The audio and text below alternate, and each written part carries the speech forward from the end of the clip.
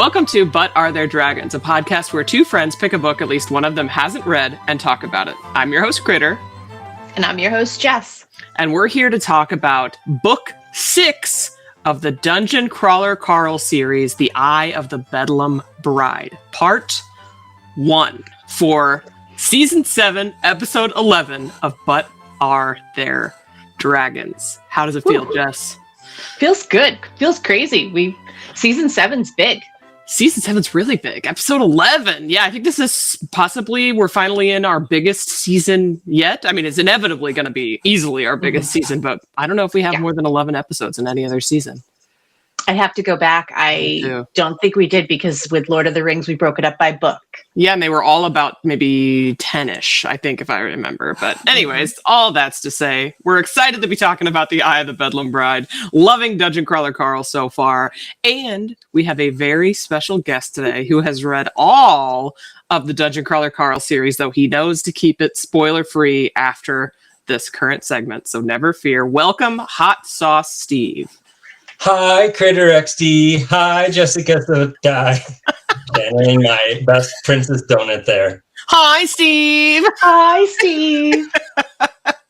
Well, we're so happy to have you on. You've been such a huge, advocate, fun element to our Dungeon Crawler Carl journey. You talk about it all the time on Threads. You're on our Discord talking about it. You won the giveaway, and I still haven't sent you your goods. But before we start talking about your Dungeon Crawler Carl journey, I want you to tell the world where your username came from. Hot Sauce Steve. So pretty simple. I first joined Discord for a different podcast that does movie reviews, many like 2020, 2019 or something. Mm-hmm. And I just had my name, and I'm like, I need to get a username instead of my actual name.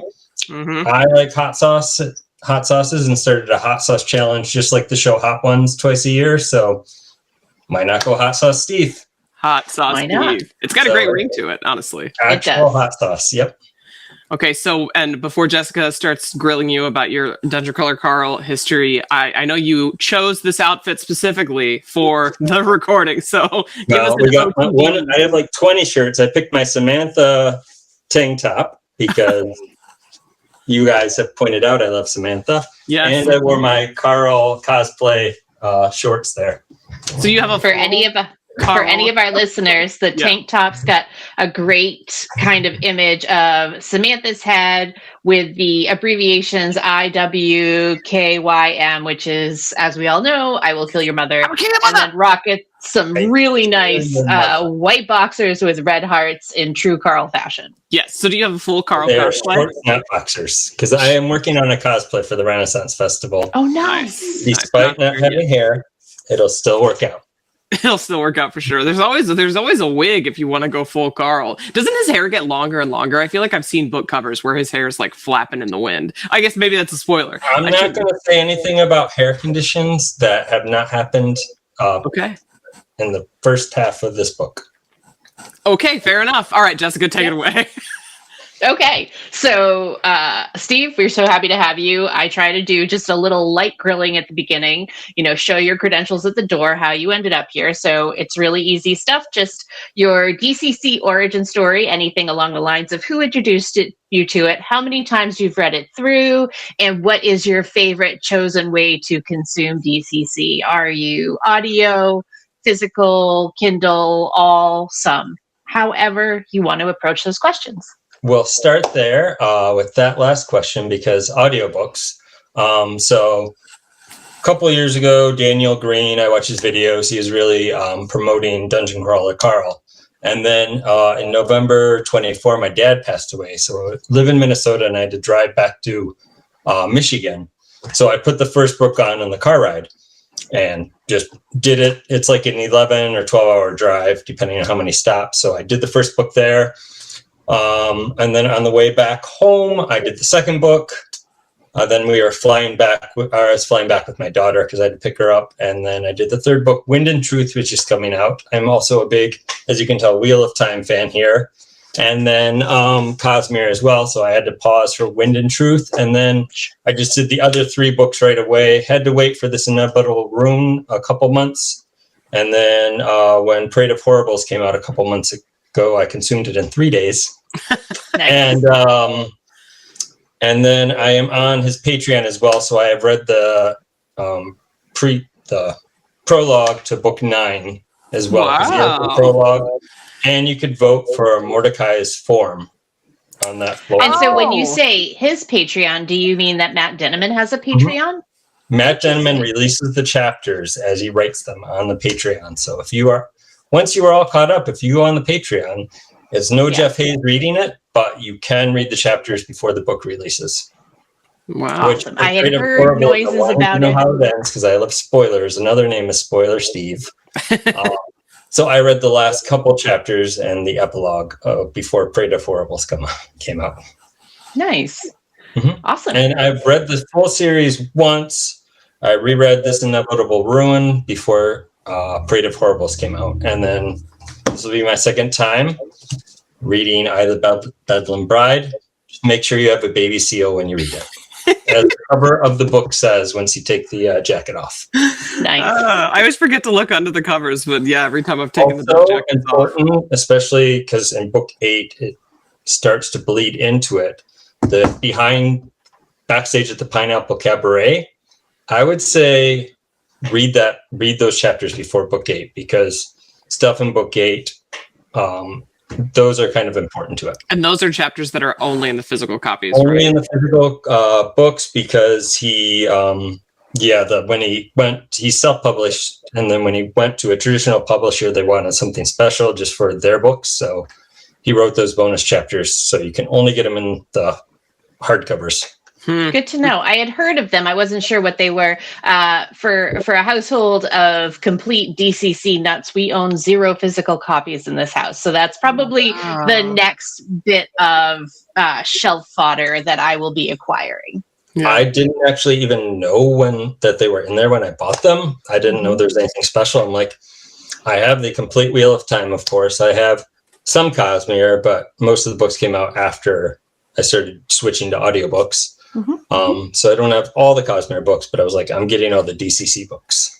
For sure. There's some bonus stuff.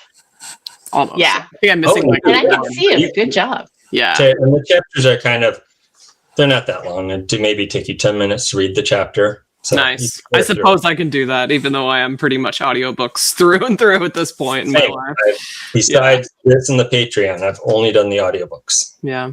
Nice.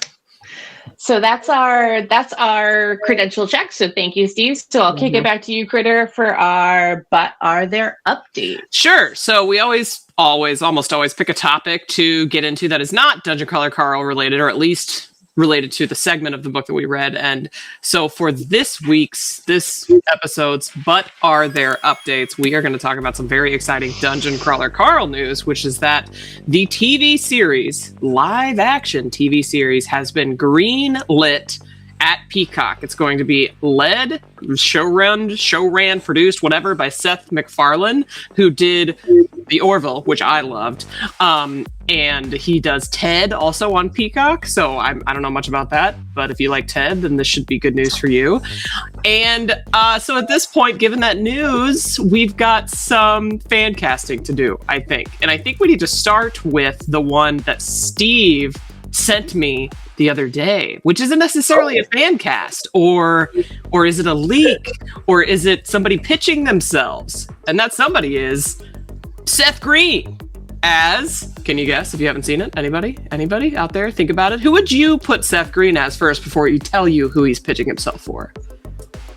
And did you say Mordecai? Because that's the answer. How do you guys feel about Seth Green as Mordecai? I personally hope they have a different actor for each floor for Mordecai, so it switches. Ooh. That would be my dream because he changes form on each floor. So Seth Green would be great. I like for one of the forms, especially. I don't know which one off the top of my head, but I think he would be good.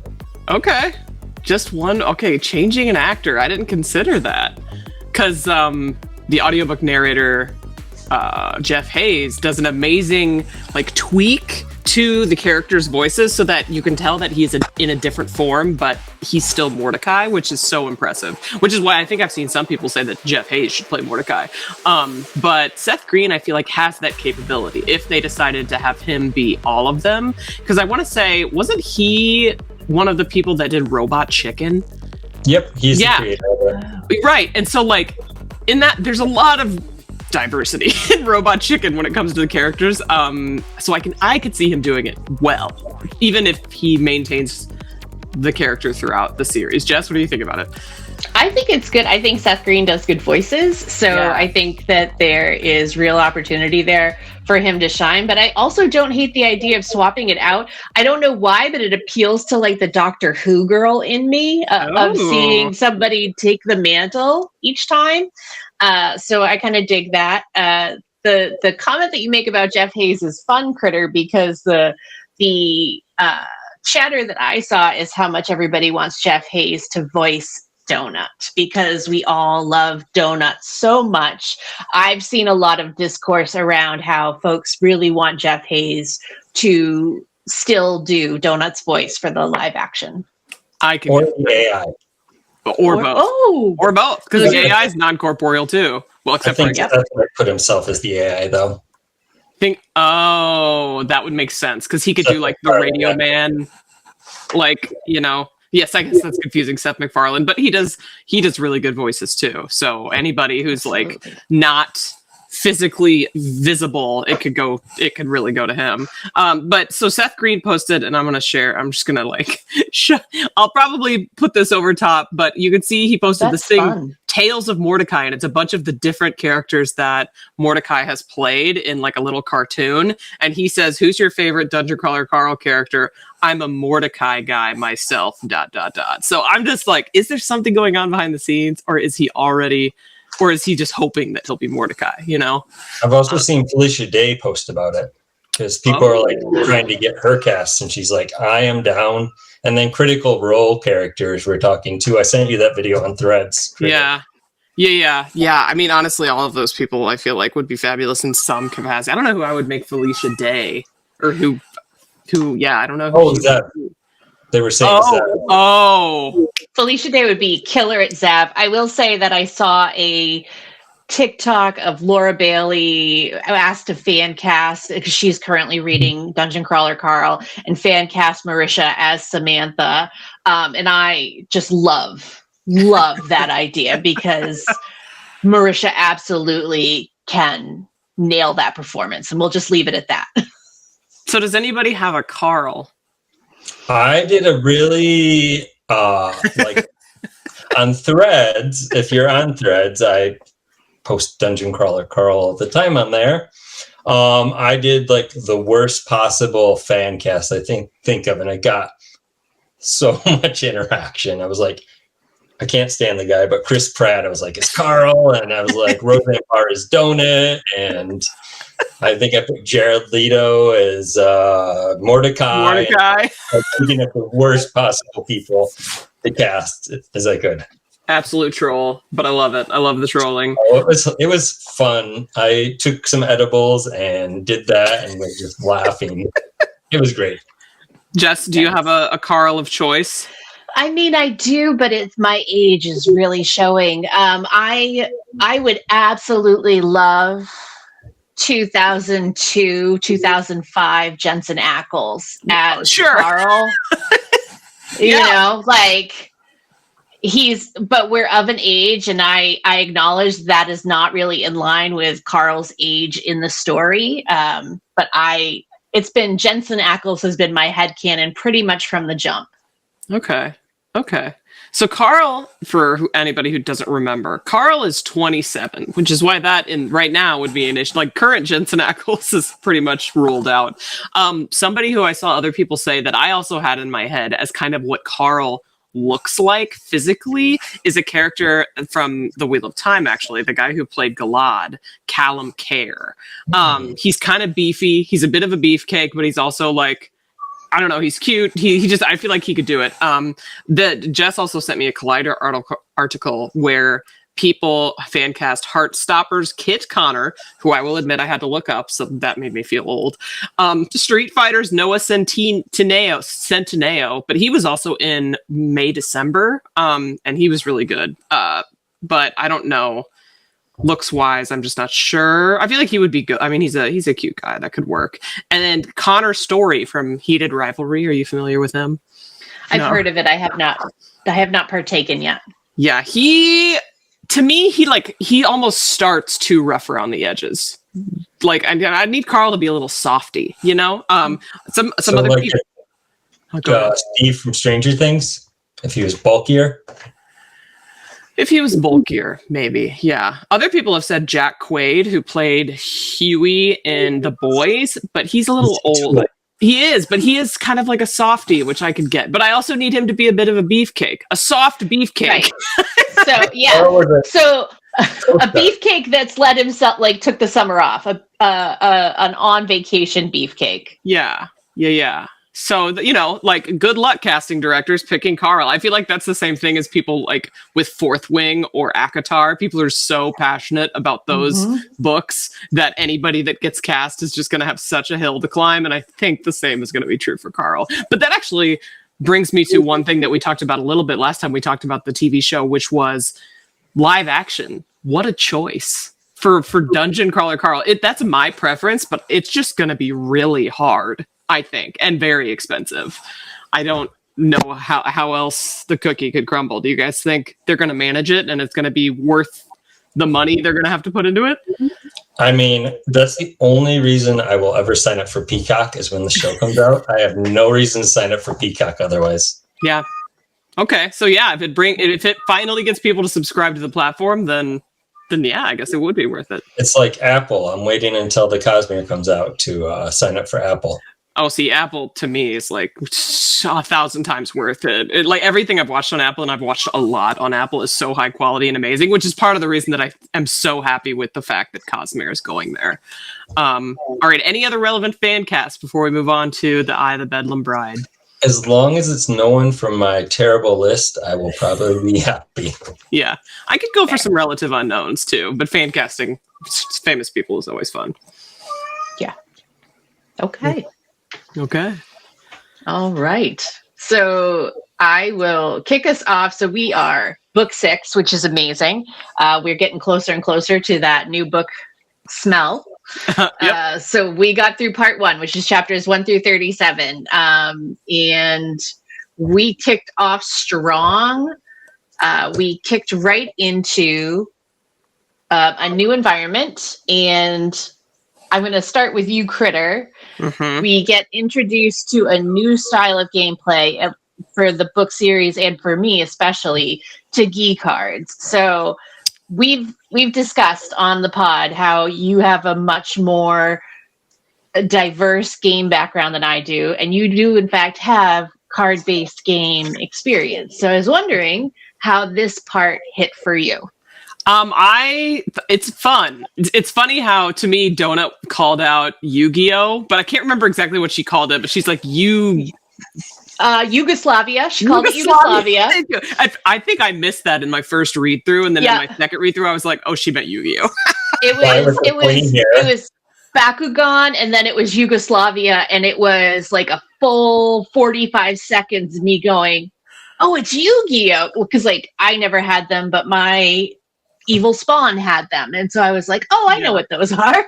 Yeah, so I am much more intimately familiar. While I collected Pokemon cards as a kid, I've only gently played Pokemon. I have played a lot of Magic the Gathering. And so it was interesting to consider the mechanics of this Tagi card, because it's all like, it's not turn-based, so it's not like most card games, right? It's this interesting blend of what might be like video game combat with card combat. So, I mean, time will tell on how it actually ends up working out once they get in phase 2 and like actually start using the cards more than just in the trials. But so far, it's kind of hilarious, especially because the cards aren't necessarily going to do what you want. I will say I won an Uzi Jesus card just for myself because that was hilarious. And I know it's a figure that is not just from Dungeon Crawler Carl, but the fact that it exists in Dungeon Crawler Carl is delightful. And the fact that Fiorin was like, yeah, I don't need this card. This card's terrible. He almost killed me. He shot me. He shot me. So I'll pass on this card. But no, it's an interesting dynamic. I will say it does like beef their team up, but they only really need to be beefed up because they've been separated from everybody. Otherwise, they would have a strong team anyway. So it kind of just changes how combat looks for this book, which I'm interested to see play out. Yeah, I really like it because it's another one of those times where Dinniman has found another way to raise the stakes by changing the tableau of how the game mechanic works. You know, now we're dealing with hand size and discard and pauses and all things that were not relevant before. So I always find it a good time when he finds a way to switch it up. Yeah. So I thought that was interesting. So Steve, are you a game person? Do you like RPGs, things like that? I like Dominion, if you guys have ever played Dominion. Mm-hmm. And then I recently started playing the Mistborn deck building game, which is a lot of fun too. It's similar to Dominion, but you have hit points. So there's that element to it. And then in my 20s, I had a Magic the Gathering phase. And I also play, occasionally on my phone, play Elder Scroll Legends, which is kind of like Magic. So I'm familiar with card games. And I was laughing when Donut was calling out Pokemon, and that guy with the spiky hair, or Yu-Gi-Oh! I was like, oh, Yu-Gi-Oh! As soon as because I watched the cartoon at one point growing up. Yeah. That's so funny because that guy with the spiky hair to me was the main character from Final Fantasy VII. I had to get back to Yu-Gi-Oh! Which fair. I have out cosplay as Cloud as well. Yeah. So then we go in and we have some time where we're getting to know the floor and we're doing some different things. The next bullet that I have teed up is we meet Rosetta in chapter 12. And so I think that this is a huge thing. Steve, I'll kick it off with you since I started with Kritter before. Thoughts, feelings, impressions on the interaction with Rosetta and meeting her, a little bit of Carl lore, and what would any intergalactic interaction be without a little bit of censorship, you know? So how do you feel the meeting with Rosetta went? You know how I feel about Rosetta, Jessica Sedai. Share with the class. I just so hard to not quote the book. I know. She was sneaky at giving hints to Carl, although Harbinger is something else. I liked how she was trying to give hints to Carl about how to use the prize he got and throwing out things to the cookbook. And I don't remember if you brought this up before, though, but a cookbook was one of the voted on things on his Patreon. Like, he had a list back then, and the fans voted for the cookbook to be the prize he picked. So that I knew that they did that. I didn't know that's how that got there. That's cool. Yeah, the cookbook was voted on. Did they know what it was going to be? He just posts a poll, and then people vote, and then he goes from there. So it was just a cookbook, and it ended up being like the cookbook. That's cool. Yeah, I wasn't on the Patreon back then, but that's just what I hear. So, but yeah, I just like how she used that. Trying to think of things to say without giving away other things to come. I appreciate you considering me in this situation. And the other people who haven't read the books. So yeah, I'll leave it at that because I don't know what else to say without spoilers, but I like what she did and how she did it. No one likes Harbinger, so. Not at all. Kritter, do you have any thoughts, feelings, or impressions on the meetup with Rosetta? Yeah, so I thought it was interesting, and I left semi-confused. I do appreciate the Carl lore. Always, I'm going to love the Carl lore, but just like I found myself trying to figure out what she was trying to tell him, because it was like milk and potatoes or whatever, and then she mentioned, like other root vegetables. So like she was trying to hint about Carl's yam or whatever he has. But in my mind, I was like, is she suggesting to him that he should use milk with the yam, or are those two separate things? Or is he supposed to look to Milk's passages in the cookbook to figure out what to do with the yam? But then there's also passages in the cookbook about soup and like making soup and that being a memory of the person writing the passages. And so my mind was just going, and I was like, what is it? What is the message? But the fact that there is someone named Milk who has passages in the cookbook, to me is like, okay, maybe that's it. Maybe he's just supposed to look closely at him. The big one though was all the shows from Miami. Like that feels very much like Like, have you guys played Connections at all? Like the New York Times game? It's like Wordle, but Connections is this thing that's got, I'm going to say this wrong, but it's like, say it gives 16 words. You're supposed to group them all into like groups of 4, essentially. And how they all relate to each other is a mystery. But you're supposed to be like, okay, well, these 4 things are from Miami, for example. These 4 things are, you know, Latin for whatever else. Like, I'm describing it terribly, but the fact that Donut put that together, like all those shows that she showed me at the end were all from Miami, was like brilliant. I love that. So anyways. Donut in her shows. Yeah, well, yeah. And you know what? I love that about Donut because I kind of relate because I too am a Vampire Diaries girly. And like Gossip Girl, big fan. And I grew up with it at least. So it's hard for me not to love it. So the fact that we have similar tastes in shows is just, it doesn't make me mad. So I love that too. I kind of like that we made it to the end of part 1, so we got that payoff in this part of the read. So I'm glad it worked out that way. Yeah. I loved the Rosetta reveal because it's wild to me to meet a crawler in the wild, as it were, and what life could possibly look like on the other side of a crawl, should you be fortunate enough to make it, kind of like with Audette. So it's always interesting to me when we meet a former crawler, and then this just adds more context because of the additional connection through the cookbook. I've been waiting to meet somebody from the cookbook on the outside, and we thought that the Open Pacifist Network or whatever, like the person in charge, we were like, oh, okay, that dude's like really into this. I bet he's one of the former cookbook writers too. I can't remember his name, but like now it's for sure. There's at least one, and there she is. Was that Harriet? No, it's P. Hugh. I can't remember his first name. Last name is Hugh, H-U. Yes. So I'm sure we will get to that at some point. Another big thing that happened in this first half, we find out more about Sister Inez, and turns out that she does some not cool stuff. So were you on Kritter? Were you on Donut's side that obviously she was a Vanna Brown, and that means that she was totally batcrap crazy to begin with? You know what? I need to look up what a Havana Brown looks like. Same. I didn't look it up. But no, I was not on.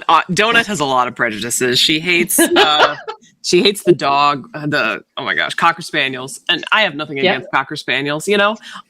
So I didn't automatically think, oh, Donut doesn't trust this person, so this person is therefore definitely bad. I just kind of, a lot of times I will take what I'm told and be like, oh yeah, so Carl sees these people, these dudes with the prison tat, this nun, and he's like, these guys were in prison and she was working at the prison. And I'm like, okay, that was very believable. And so I just went with it until I couldn't anymore because they realized that it was all a lie. So especially because the guy was like, we don't talk about our past, right, Sister Inez? That felt very much like a prisoner, you know, talking about the things that he learned in therapy, kind of a thing. So I feel like Matt Dinniman did like definitely lead us on in more ways than just that initial introduction. But I did find a lot of amusement in Donut getting to know this woman, absolutely despising her, being like, she's like, you said you would kill us all or feed us all to danger dingoes. She's like, that's not what I said. I actually said I would feed you to brindle grubs or whatever. And then when so much better. Yeah, and then she found out that she doesn't use a litter box. It was just like like all of those, it was funny. It was definitely funny. But yeah, I'm not excited to encounter Sister Inez again. That has me nervous, especially because she has officially chosen the crabs, and Carl hates crabs. So I feel like, no, she chose the seals. She chose the seals. Oh, okay, well then maybe they will be on the same team then. I'm just worried they're going to be on opposite sides, but I don't see Carl choosing the crabs. So maybe, I don't know. Yeah. Which way will he go? Which way will he go? Speaking of the crab, did you notice the guest narrator? No. He was my favorite narrator until I found Jeff Hayes. Travis Baldry was like, once I discovered Travis Baldry with the Cradle series and Will White books, I was like, I love this guy. He's great. And then I discovered Jeff Hayes, and I'm like, oh, Jeff's a little better. But yeah, that's Travis Baldry as Raoul the Crab. How does anyone decide, like, oh yeah, that's a guest narrator when it's Jeff Hayes? Jeff Hayes could be anyone, you know, like he could sound like anyone. So that's interesting that it's somebody else. That's cool. And there'll be another one before the end. Is it Travis? A little bit. He was in there a little bit in the first half for like a couple lines. Okay. It was very fleeting. Sorry, Kritter. What? No, it's okay. It wasn't Carl's dad, was it? Mm-hmm. It was? Oh my God. Yep. So it's okay. So is it the guy who plays Kronk in? Yes. It is Patrick Warburton. Because that is who I thought was the narrator for these books when I first heard it, because Carl sounds like him. Then I heard Carl's dad and I was like, okay, he's leaning into this super hard, or it's got to be this guy. So Steve can confirm or deny, but I think that they did that on purpose because of the way that Jeff played it originally. And I feel like his Patrick Warburton voice toned down after like book 1 and 2 a little bit. But my understanding is that's why they brought Patrick Warburton on, as kind of like a nod. I'm so happy that that's what happened, because I heard it and I was like, okay, I thought it was him before. Is this him now? Oh, another fan casting. If they get to season, because I assume it's going to be 1 book per season, because that'll work out for a TV show with 10 books. Carl's dad. There you go. Dad. Patrick Warburton. That could work. I'm into it. That would be hilarious. Yeah, that would transcend a TV perfectly. Steve, remind me, is Travis doing Raoul, or is Travis doing Raoul? He's doing Raoul. Okay. That's the only one I know that he is Raoul. I don't think he's anyone else.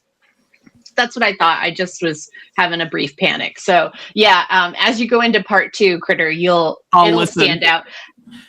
And see if you like him. I really like Travis Baldry. Similar to Steve, Travis Baldry was my favorite until I got to Jeff Hayes. Yeah. I'm glad they worked together, because Operation Bounce House, another Matt Dinniman book, was mostly Travis Baldry with a little bit of Jeff Hayes in it. Okay. Because that one's outside of the DCC world. It's his own thing. He wrote it between book 7 and 8, when he was writing them. Also, how appropriate is it that there's a cat in the background of this episode? Yes. It's very Donut. Donut is with us. Can you guys really hear my cat meowing a lot? Occasionally. But that's okay. Into a room or something right now, so she's scratching and meowing. That's my cats are. It's okay. Similar. They will do that. We like pet appearances. Yes. Not a problem. So then we get into she's making the rounds. Mm-hmm.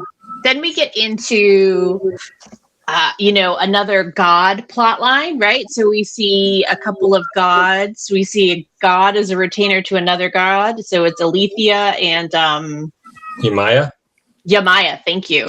Nice. So Yamaya is a retainer for Alethea. One of them's a sponsored god. One of them isn't. More of that nonsense and shenanigans.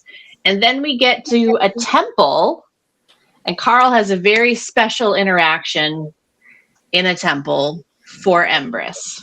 And we don't have to go into details, because it's a scene that. Oh, that temple. Sorry, I thought we were talking about the other one. Oh, okay. No, I went right to. Well, first off, before we go into that, I will say I did think it was neat that we did the, a 5 temples in one situation, and you pick the altar that you're going to build, and that's the god that you're helping out. I thought that was an interesting dynamic. So I will say, just to chime in, so I just read the Song of Achilles, which is essentially the story of the Trojan War and Achilles, and how Paris takes Helen of Troy, and then the Trojan War starts because of it, all that stuff. It's great. I would highly recommend it. It's Madeline Miller. If you like mythological fiction. But I learned in that context, because I read it for a book club, that I guess in some stories, like the Iliad or Odyssey, I can't remember which one it was, the way that begins is that Paris eventually, for some reason, is given the choice between the 3 goddesses, Artemis, Athena, and the other one.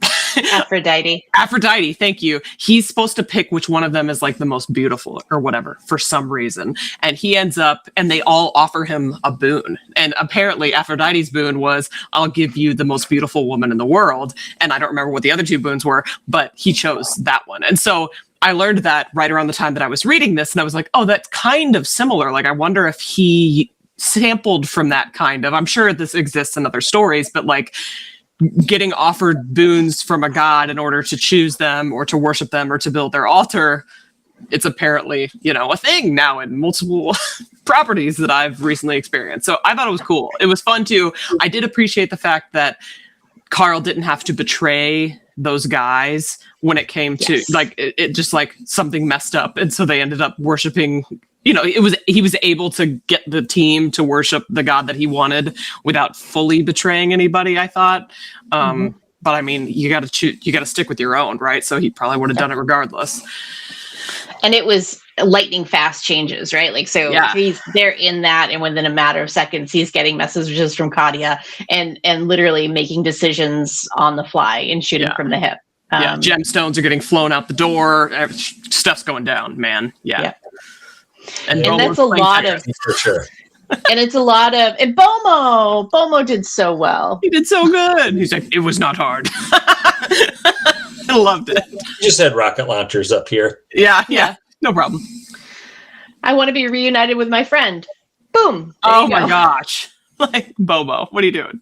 Like, phrase that better. Bring your friend to you, but whatever. Yeah. Turns out it really matters. Phrasing really matters. Yeah. We learned that in our D&D game recently. We sure did. So we got to see that all go down. We saw Huan Chin. I can't. Huan Chin. Yes, I'm terrible at pronunciation sometimes. Which is a name that we heard, and we know that they're relevant to Mordecai's backstory. We just don't really know for sure how much. So, we do kind of know. We do. That was in the beginning. We do know what her role. I'm assuming some pronouns. I think it was a her.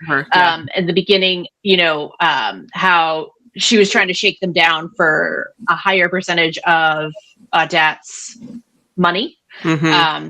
We don't necessarily know what her motivations are in the current crawl, I guess is what I'm trying to say. Okay. Yes. That's fair. Apart from, potentially just greed. Yeah. And revenge on Audette. Yeah. That's what Carl thinks. At least. So that was some god interactions. And then we wind up, after we go through all that and Nez is revealed, she turns Paz into a card, which I think is just such a dirty dog way to do it. She is straight up crazy. Yeah. And not in a Samantha way.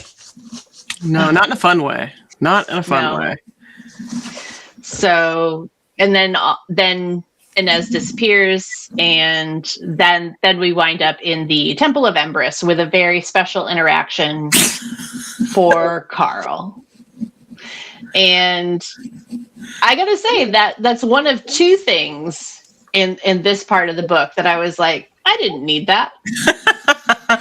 Steve, did you like that part? I would say it was interesting. The AI is also clearly crazy, but it was a thing, and he got the slug pox patched up. Yeah. The good old slug pox. That was something else. I love those guys. Those guys are awesome. Did he lick your foot? Yeah. Did he lick your foot? Which is wild, right? Also, it was kind of interesting that at a certain point when he was in there, Carl fell off the radar, right? Like Zev was like, "Hey, where are you?" Mm-hmm. So we found a dead zone.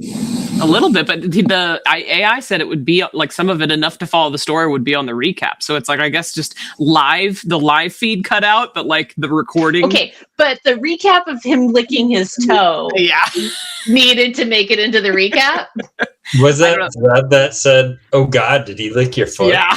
Yes. Yeah. I thought that was really interesting.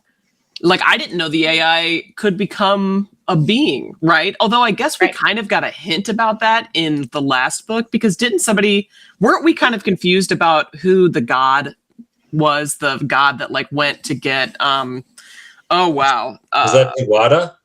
Yeah, wasn't Dewata the one that the mantis became? Yes. No, it was the other god, the god who brought Signet to the party, right? That god. There was like, she personally invited Signet. No, that is Dewati. That is Dewati. Oh, it was, okay. Yeah.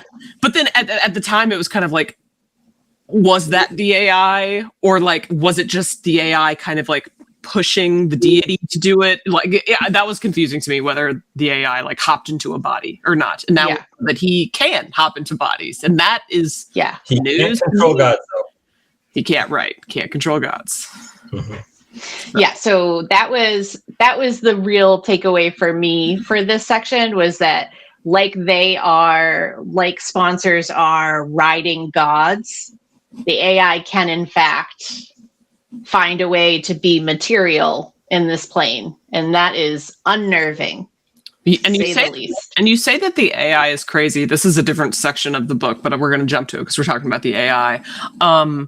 The narration the AI gave before Carl went into the secret society, that was interesting. That was long. That was long, which according to Prepotente means that you should pay attention to it. I don't know. To me, it just felt like the AI was on Team Viva la Revolution. Like was that the one with the Irish, where he was talking about the Irish guys? I think so. Yes. Yeah. Yes. When he was talking about the Molly Malones. Yes. Yeah. He goes on this rant about like people fighting the power or whatever. Like, I don't know. And those are the kinds of people that I'd want to be on a planet with. That's what I'm saying. Like, to me, I'm over here like, the AI definitely has some weird kinks. But at the same time, like, I'm not anti-AI at this point. Well, ironically, because in real life, I really am. But in Dungeon Crawler Carl, the AI, I'm not mad about it, other than the foot thing. The only AI I'm okay with. I was like, I want to use it in real life, but I want more of it. Pretty much. Yeah. Book. Yeah. My thing is with the AI, especially at this point in this book, I'm still cautious, because I feel like you go on a ride. There are hills and valleys with this guy. It's true. The AI loves drama, for sure. Yes. And sometimes the discourse sounds more sane than other times. True, accurate. Yes. In this case, though, it just gave me hope. Like it gave me a little hope. So then we go and we find Samantha's new friend. And Samantha's new friend is She Maria, who likes to go by May May. And I have to say, spoilers, She Maria is my most terrifying creature so far in the crawl. How about you guys? I hate spiders. But I'm with Donut that Bedlam Bride it's a kick butt name. I'm into it. It's a heck of a name. It's one heck of a name. No, I hate spiders. Speaking about crazy. Yes, it does dovetail nicely, doesn't it? Her husband or not. Yeah. And hearing the AI describe her, and she doesn't really know that she killed him. Yep. But she is a card you want to play in a tough battle. I mean, my lord. Yeah, seeing her, that just makes me nervous about, Uzi Jesus almost killed Fiorin, so whenever this lady decides she's done with Carl, she could be done with Carl. It's terrifying. I find her to be incredibly terrifying because she seems to be the most intelligent being that we have encountered in the crawl. Mm-hmm. She was, played on Samantha's interests a certain way and then proceeded to pull a full 180 and interact with Carl in an incredibly different way. And she's incredibly lethal. Well, in fairness, it's not really hard to do that to Samantha. She will believe anything you say. The discernment, though, to play to your audience does not come automatically with all NPCs. We'll say that. At least Game kind of recognizes Game, where Carl clocked her and he just went and talked to her straight and she talked to him straight back. It's interesting to see. It was the easiest boss fight they've ever had. Yeah, it was. but she's low-key terrifying in the deck. Yeah, She really is. She really is. Taking out Uzi Jesus in a couple seconds. And I love how she's like, we're on the same team, idiot. So, Steve, we'll kick it back to you because I think from there we are going to move into Katya's quest plotline. And I want to give you an opportunity to gush over how well Samantha did at helping Katya reach her goals. And her, I think I can say this because it's a book word and not an actual word that anyone, her Nussy. Yep. That was the second part of the book that I was like, I didn't need this section. Oh, I mean, that's just hanging on to the poor suck by his hand. Poor guy. Yeah. That would be a terrible fate. Yeah, she really had a good time inside the Desperado Club. R.I.P. Desperado Club. Yeah. It's unfortunate that Minge, I think her name is Minge. Yeah, Minge. had to mess everything up, but I mean, not like they would have known that would have happened. Yeah, I guess it worked out in the end, except for the poor Desperado Club. Yeah. And yeah, sucks that the thing going on with Astrid and all that stuff, the strippers. Yeah, like that was one that made you feel bad. That made me feel really bad. That like she was trying to protect Carl, and then he killed her. I didn't love it. I didn't love it. And Carl did mention it in his inner monologue, so you know that stuck with him. Oh God, you know that's in there. Yeah. So the Astrid the Astrid storyline is intense, and even just seeing Katya as a stone cold killer. You know, Katya doing this for good reasons, even though she's given a really terrible choice. You know, I'm not a fan. I am a fan, and I'm not a fan of the options that she was given, because obviously playing on her desire to have children is feels predatory, right? In the context of doing it for views, feels just straight up predatory. But yeah. In the last episode, though, Kritter did guess that would be one of her ways out. So it is one of the choices. It is. We'll see. I mean, we'll see. We'll see how all of that plays out. I won't lie. And Donut and I, we're on the same page here, but the addiction storyline is a major bummer. It's such a bummer. Like, not a fun thing to read. And I know it's not meant to be a fun thing to read, but it's just kind of like, dang it, Katya. Like, I wish you didn't have to go through that. And I wish we all didn't have to experience you going through that. In my head, that was an earlier book, too. I didn't realize, that started in book 6. I mean, we got a hint of it at the end of book 5, but we had a teaser of it, at the end. It was just like her with a blitz stick, and that was it. But now we didn't get any overdoses or anything like that. But the thing about it in this context that surprised me was I had forgotten that Batista already knew, and it sounded like Imani and Ellie were not surprised. Like, there had been enough deviation in her behavior that people were concerned for her. Yeah. Before Carl really picked up on it. Yeah. Well, she left the party. Yeah. So, you know, he wouldn't. Him and Donut have been off doing stuff.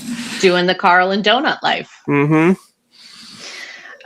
So we get through that, and they kill Astrid for the Nightworm, which is totally messed up. And then we see that those players were actual crawlers. And then we've got Carl does another rescue mission where he's now saving all the strippers, because otherwise they would be, I think, relegated to a different floor, which would essentially be tantamount to a death sentence. So he's got another group of NPCs, ? Whether they're NPCs or crawlers seems to be a little bit in doubt. We know that Astrid and Nightworm were crawlers, but didn't Damascus say him and Anaconda were not crawlers? Were not, right. So they were. But so I think that that might just be part of my skepticism. So if you guys weren't crawlers, are you programmed NPCs and you just think they're your parents? Or were you actually born here? Yeah, I was like, maybe they were just born inside the dungeon. Right. But By I trust their nothing. parents, not the dungeon. Yeah. Yeah. Huh. Yeah, But it was very confusing for me, honestly, because at one point I was like, wait, so were they not crawlers and they were like indentured servants that got put into the crawl like as NPCs? Like that was what I guess the impression I was left with. But so they were crawlers. Those two were at least. Those two were. Okay, yeah. That's my understanding, that Astrid and Nightworm were in fact crawlers. And it was just that Anaconda and Damascus Steve said that they were not. Damascus Steve. Steve. Damascus Steve. There's your next name. You're welcome. You're welcome. What an idea. Now you gotta get a spider web tattoo.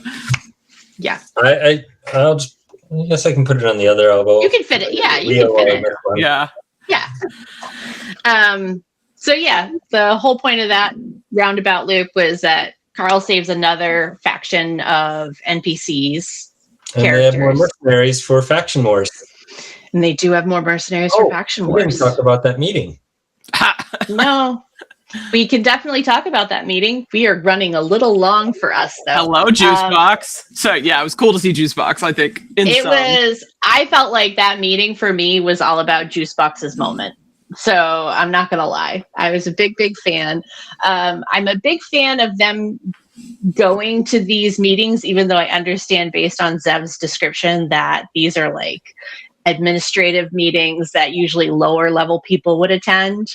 But I'm low-key hyped that crawlers have made it into the conversation.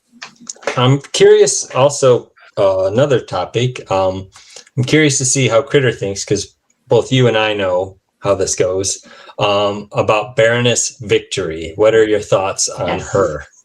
Baroness Victory. So the adjutant conversation. Oh, okay, yes. All right, okay, thank you for that reminder. I mean, I'm team, oh my gosh, Quasar. So whoever Quasar wants, I'm for. And so I think they made the right choice because they went with what he wanted. I was interested to see Audette as their agitator, but now that she's like doing the sponsored god thing, that's going to be wild. So yeah, no, I'm honestly, I like somebody who's kind of in it for the spirit of the law rather than, so I'm just curious to see how it all goes down. So that was going to be my comment to you, is I know that at your heart, a lot of times you are a rules lawyer. For Baroness Victory to say, I turned in my aunt for not doing her taxes, I'm like, there is some part of Kritter that is going to respect. I did. That. Immediately respected her. The way that she was described, I was like, yeah, okay. Yep. Uh-huh. Yep. No, I could get behind this lady. We'll see. But I like her so far. I hope that she ends up being a good choice. I think I would trust Quasar too, right? Like I would trust Quasar's judgment as well. And he was losing his mind. Although I remember reading through it the first time and thinking, these former crawler dudes, we don't know much about them. Carl had very short interactions with them, but they might be able to provide perspective because, again, they're crawlers that have made some kind of life beyond their time in the dungeon. But I do agree with the trust Quasar motive. It was enthusiastic, his approval. It was. Yeah. And that brings us into the last part, which is the interview with Audette, which we just talked about. And Audette doing a little bit of lore drop as the episode times out, and they kind of have like a quiet moment. And Audette finally reveals her motivations. And so, Kritter, we'll kick to you first. How did you feel about Audette and her revelation about her why and what she's doing and what drives her? I had to respect it. I mean, she saved B. And at the time it was like, is this just for views? But she didn't have to like fully save B, and she did. Everything that she's done so far has benefited Carl and Donut. She's given them intel that have helped, that, whenever she could, she would give them intel to help them make decisions in future, floors and whatnot. She's given them hints. I know that Mordecai's hated her from the beginning, and now we know why. But I bought it. I thought it was kind of like a a nice moving passage where we finally figured out what was going on. And obviously the lore runs deep, and Mordecai is gonna have a lot of feelings forever. But I hope that he gets over it or can learn to forgive her. Because she's trying. She's really trying. Yeah. Steve, do you recall your first time through on this passage, how it struck with you?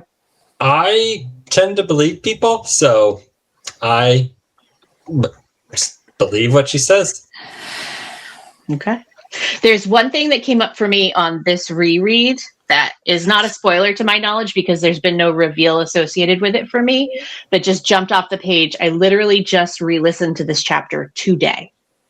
She says in that section that as she's trying to convince Carl, like, these are my motivations for better or for worse and all of that, she says that she set up a trust fund for Mordecai should he ever make it to the other side of his contract, and Chaco. And in that moment, I was like, holy shnikes, is Chaco still in the dungeon somewhere? Chaco must still be in the dungeon somewhere. He was in a couple books ago. He's on he's like on retainer as these stupid, like, game show hosts and stuff, right? Timed out. Mordecai got timed out because he tried to kill him. Yeah. Okay, I got confused about who Chaco was. I'm sorry. I thought it was somebody else in Mordecai's party. Sorry. So now I feel dumb for even putting that into the pod. But yeah, so Chaco's out there. And so on balance, though, that still kind of makes me feel better that she did provide for him, even though he's still stuck spinning like Mordecai is. But this is supposedly Mordecai's last season. Supposedly. So yeah, and the fact that Mordecai's like, I will get out and I will kill you. Things are about to come to a head with Mordecai and Audette's, unless they keep him in for some reason. Yeah, and I wouldn't trust anything at this point. So that takes us through our first half of the read. Any favorite standout moments or anything that we didn't touch on before we go to the wrap-up stuff? I'll go. So I took one note, apparently. Sometimes I take notes whenever I'm like, oh, I need to remember this just because it's important. And my note is justice for T-Pain. Oh! Because in the passage where Donut gets her headset to make her look like Britney Slay, they talk about autotune being the greatest invention of the whateverth century. And they call out the fact that the likes of T-Pain and Kesha are able to make a living. T-Pain could make a living anyways. T-Pain has an excellent, lovely, beautiful voice. Justice for T-Pain. How dare you shout out T-Pain like that? Wow. That's all. But it is funny that Donut has a headset now. I really appreciate that. And we're all grateful that Donut has auto-tune. Yeah. Thank the Lord. Steve, did you have any standout moments that I missed? No, I think we talked about all the big moments. Okay. Great. I did mix up, like, on doing the reread of this book. I'm like, oh, I thought the stuff with pause and that happened later in the book, but it was towards the beginning, and then there were a couple other things I was like, thought it was later or a different book. Yeah, there were things that happened last book that I thought were this book and vice versa. So I swapped the last two books. It makes sense whenever you like blaze through a series to kind of get them which all. Which I absolutely did. Yeah. So keep in mind, I was reading this on the side while we were doing Fourth Wing. Oh, this was funny. my filler book. These were my filler books while we were doing Fourth Wing. That's amazing. What a change. Go back and forth. It was nice and light and fun and different enough. It was really great. Yeah. Speaking of, I think it's funny how, like, on Threads, the romantasy community has all shifted over to here, even though there's they have barely any romance in this book. Yeah. My TikTok feed is full of the romantasy to DCC pipeline. Like they've got my number. They know who I am. Mm-hmm. Carl is irresistible to us all. So that brings us to some of our wrap-ups. So Steve, I'm going to put you on the spot as our guest. Okay. Do you have a favorite mob from this half of the read? the Desperado Club fight. Okay. Oh. That was a banger. Like, that was a big old fight. So Yeah. I'll give it to you. Yeah, we're going with that because my girl was in it. So There you go. She was instrumental. she Kritter? was. Without her, Midge would have never came through, and Yeah. who knows? She really excels at creating a diversion. she does. Critter, favorite mob and or fight. Or however you choose to interpret this time. Yeah, I know. I always interpret it differently. This is rough. So shout out to Uzi Jesus, because I know they didn't actually fight Uzi Jesus, but the fact that he exists is hilarious to me. I feel like, though, for some reason, I have to give it to, and I can't think of his name, the seal. Geraldo. Yeah. And it's because of the way it happened. And I guess technically it wasn't Geraldo, it was the seal before Geraldo, the one they actually fought. But the way it was, like, every time he moves, it's like, and his terrible accent, and the fact that Donut is like, I feel like this is really offensive. Like, all of that made me laugh a lot. So I know it wasn't the most threatening mob or anything like that, but the seals fight was just too funny. Like, just too funny. Absolutely. I already said Maria. She is absolutely terrifying. I will not be taking questions. I do want to give an honorable mention, though, to Asahano. Yeah, so that's a good one. An illness god definitely triggered some things for me. I was like, ooh, no, thank you. So, well written. Good job on Asahano. Yeah. That was going to be my pick until I was like, oh, yeah, the Desperado Club's in this half. So. Yeah, it was a big deal. I was really glad that it fell in under this part. So now we come to the part of the podcast where we pick our favorite characters from this half. So we pick a runner-up and we pick an MVP. And Critter's holding her face, Steve, so I'm going to make you go first again. You say you've listened, so you say you know how it works. Start with your runner-up. For this half of the read, who is your runner-up? This should come as no surprise. I'm going to go Samantha, because whenever she is on the page, you are probably going to laugh. Everything she says is just hilarious, outlandish, and I usually laugh when she's on page. So that alone makes me pick Samantha. Amazing. Critter, do you know who you'd like to pick for your runner-up? Yeah. Okay, I have to give a shout out. She's not my runner-up, but Samantha is close to my runner-up, I would say. I'd say my runner-up this time is gonna be Carl. I know. Wow. It's tough. It's a tough one, but Carl did a lot. Now I'm regretting it. I'm gonna actually change. No, I'm gonna change. It's Donut. Okay. Donut's my runner-up. Because constantly she was. God, this is so hard. They're so close right now, but no. So yeah, I'm gonna stick with it. Donut's my runner-up because she had to deal with the cards and learn them, and she practiced a lot on her own. Not only that, but whenever she got onto the floor, all the new abilities that she has and all the level ups that she had, she constantly was doing new moves that Carl was like, Jesus, like that was a powerful move. So she is just getting more and more powerful. Her burns in that meeting and like throughout the books, but in that meeting in particular, her running commentary, chef's kiss. Like, I don't know. She was a persistent, excellent character in this. Not only is she getting more powerful, but she's somehow getting funnier. So, Donut. Oh, just wait on those comments because I'm so ready.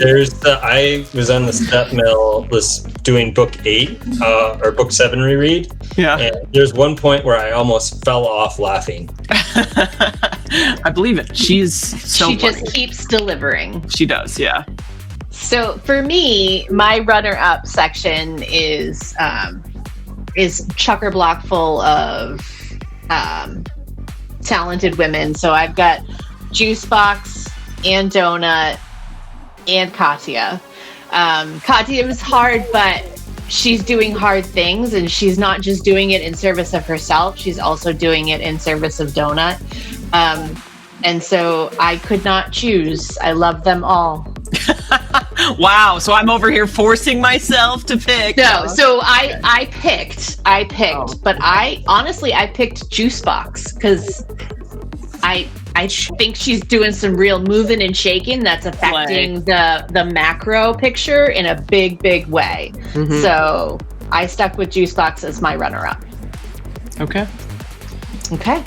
So given that, Steve, do you want to give us your MVP? I'm going to go Carl, just because all the things he made happen in the book, and he had to go through that weird foot thing. Yeah. But yeah, he deserves it just for that. For that alone, yeah. But no, just all the things he made happen in the book, having to do the assassination, even though it was not great, but he had to do it to help his friend. So, yeah. Carl. Gotcha. Yeah, Kritter? it's Carl. Yeah, it's Carl. It's close between Carl and Donut, but for all of the things that Steve said, not to mention, I just love that Carl is so savvy. And Donut's always like, I'll do the talking, Carl, and all this other stuff. But then whenever it comes time to like the brass tacks, people are addressing Carl. Carl's the one making calls. So like in the meeting, for example, somebody's talking about what Juice Box would accept, or like, would she take this compromise? And Carl's like, that's not going to be enough, right? And they look to Carl for these answers because he knows what's going on. He's got the down low on everything. He's just got the insight in the same way that he had with She Maria, right? He read the situation and was like, this is what she wants. I'm going to offer her what she wants so that she'll help us. That plus the fact that he essentially drops everything for his friends. He realized that he would have saved Samantha whether or not he needed the spider. He saved Katya, or he helped Katya finish her quest, which is ultimately going to save Katya and Donut, hopefully. He's just the best friend. And even though his feelings, he had a lot of really complicated feelings when it came to Katya and her issue, he looked past them and did what needed to be done. So he's just a good guy, man. I love Carl.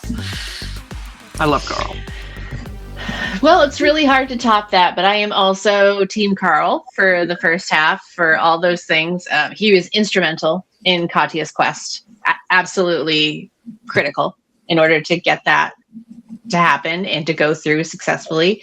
Again, he did the humanitarian stuff with saving the NPCs, which always tugs at my heartstrings, and he's continuing to move all the pieces on this, 3D chess world of strategy that he's playing, what's happening in the high level on Earth and in the crawl in the dungeon itself. So he's still spinning all those plates and somehow still finding ways to keep moving things.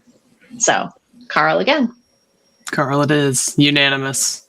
Triple Carl. Okay. I love it. Well, Steve, thank you for joining us before we do the outro. Me.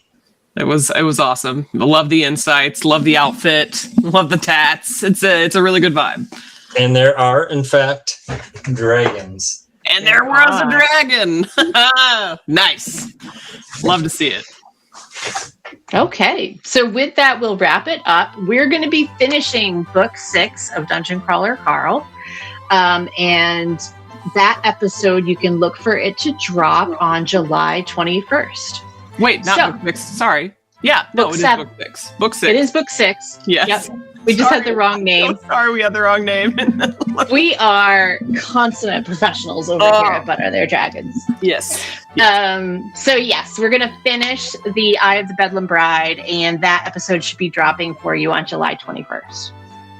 For this, we want to say thank you so much for tuning in to our 11th episode of Season 7 of But Are There Dragons, brought to you by your hosts, Jessica Sadai, Kritter XD, with our special guest, Hot Sauce Steve.